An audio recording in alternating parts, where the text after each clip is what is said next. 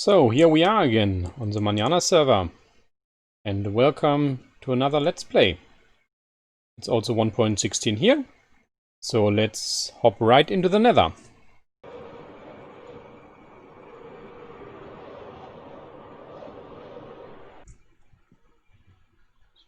I found now the first newly generated chunks here. Very nice. Now it's time to farm a little bit. Okay, that didn't work.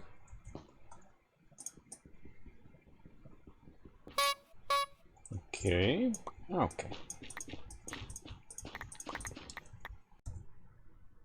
And our first ancient debris on Manana server.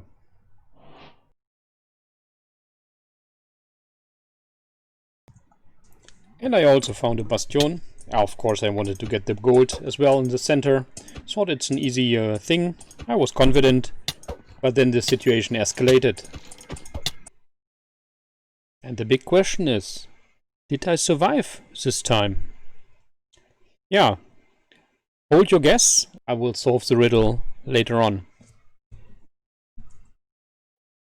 Lately, we also built the nether tunnel for a quicker access between our main base and the jungle house. Yeah, but despite quick access, it still feels a little bit always a walk, especially if I forget something in the storage system. Always have to go back and forth. So yeah, the decision also was to build a storage system in the jungle house. And this is a joint project with Tia, and although she's more doing the decorative part and I'm doing the redstone part, and but as you can see here already, I'm also building it and have been building it in the past couple of weeks.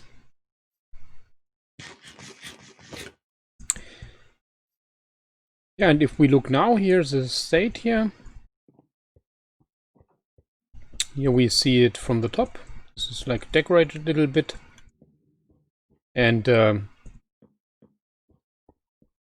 here we have the storage system. I will also put a link in the description. So this design is not from me. And I will put a link in the description of the YouTuber who made this design. And actually, yeah, it's quite a clever design actually. The way it works is that we have input chest here, and we have so-called setup or programming chests down here, where we can decide, for example, for a group of items. Here are, for example, all the light-related blocks inside, and we can program it. And then from there on, in this column here, we always have all the light blocks. And so this is the programming as I used it. For example, here we have redstone components at the moment. And yeah, it's actually a very clever design. I think especially at the beginning, it's very useful because there are not too many items. Like you immediately have quite a variety of items, but not like in super huge quantities. So then it's also very nice storage system. It's very compact, so you can easily from here have access to a lot of chests.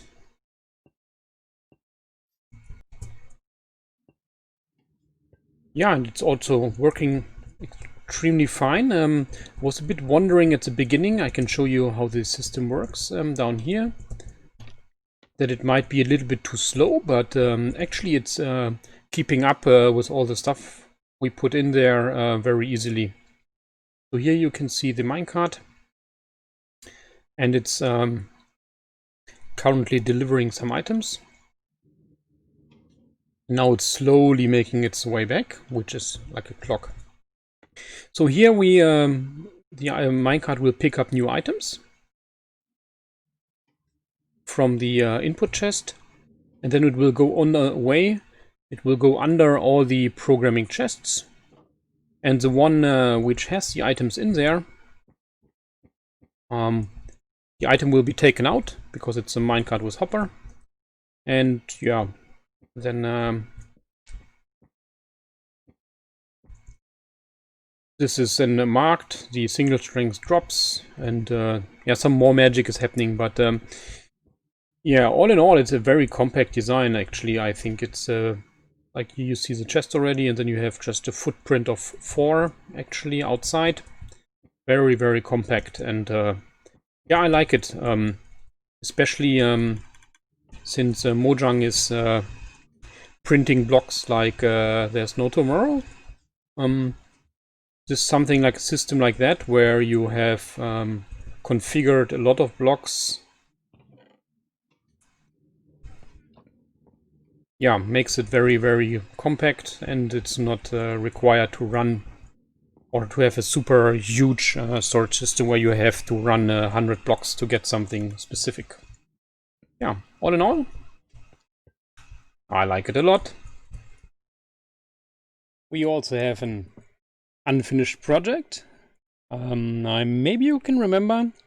So a while back we decided that we want to build this Valhalla Memorial that exists in Germany. We want to build it in Minecraft and called it the Blockhalla project, and we started a little bit in episode 18, I think. But now it's time also, of course, to continue this project.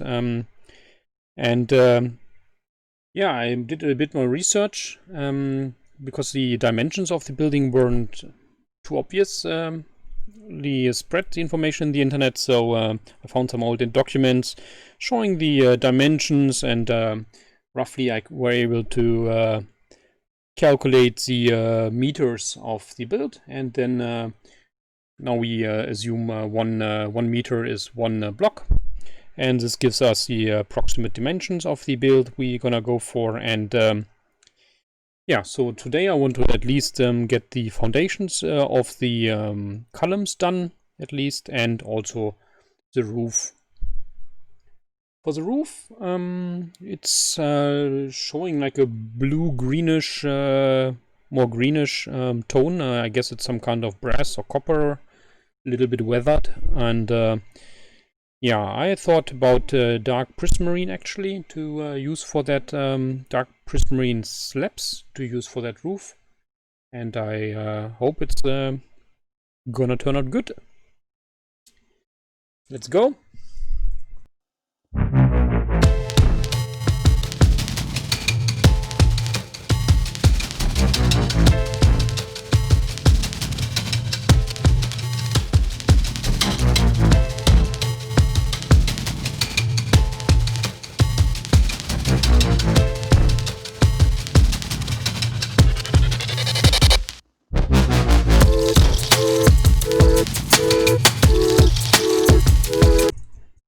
So I'm out of quartz already, but the good part is now we have 1.16, so yeah, I can make some more useful stuff in the nether than classic old school quartz mining. So I would start off with the piglin bartering, piglin trading. And if that is not going to be sufficient quartz, then we can do some TNT mining in the nether. And yeah, I think eventually we should get enough also to finalize the Blockhalla project.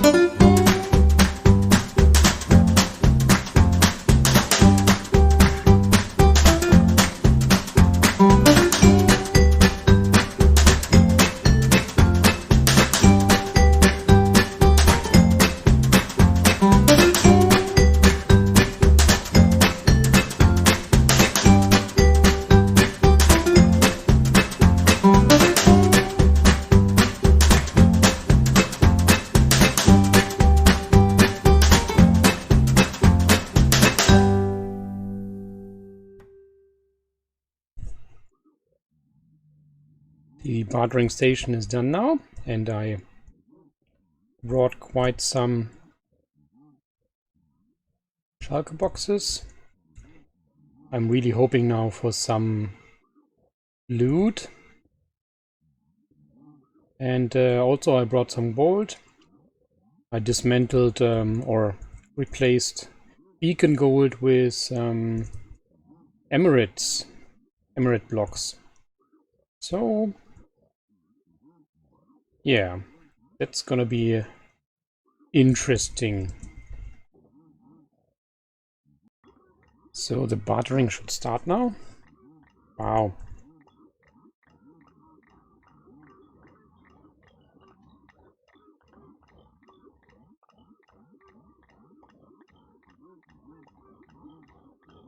Yeah, that's amazing. It is done. Yeah. Massive. What we got here?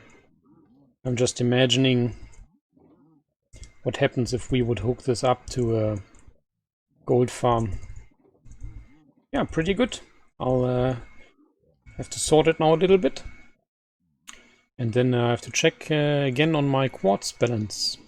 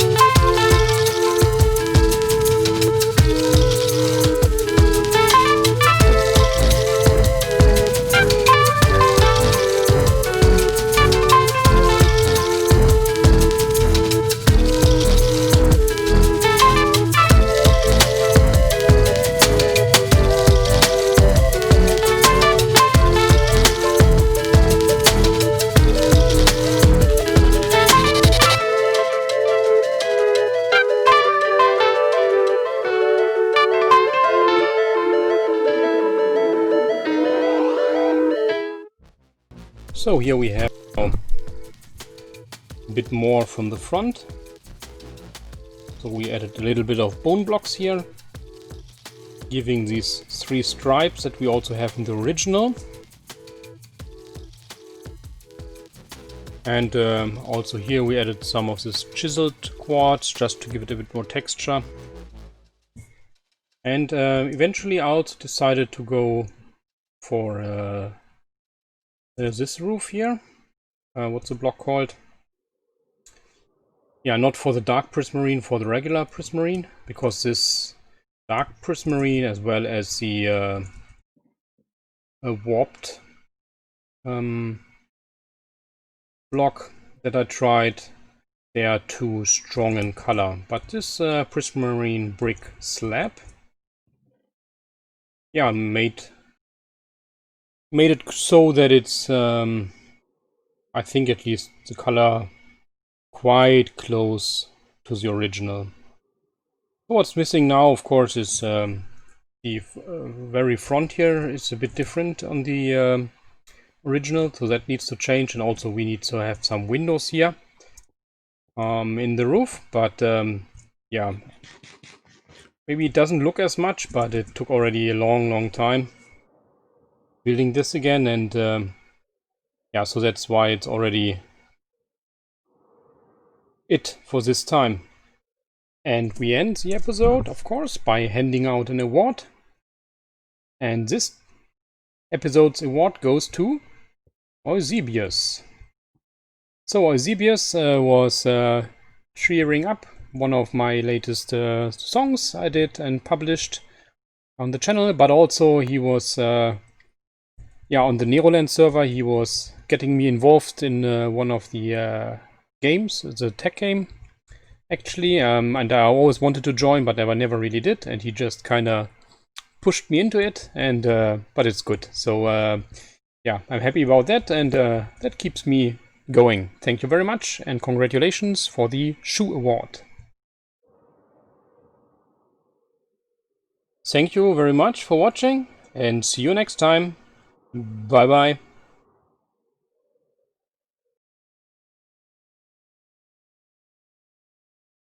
To solve the riddle of the bastion, actually I did survive this time.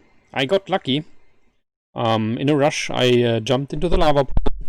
I had fire resistance, and I think that made me survive actually, since the pig with sword were not able to follow me inside there, or the ones that did follow died. So yeah, I got a bit lucky there in this environment.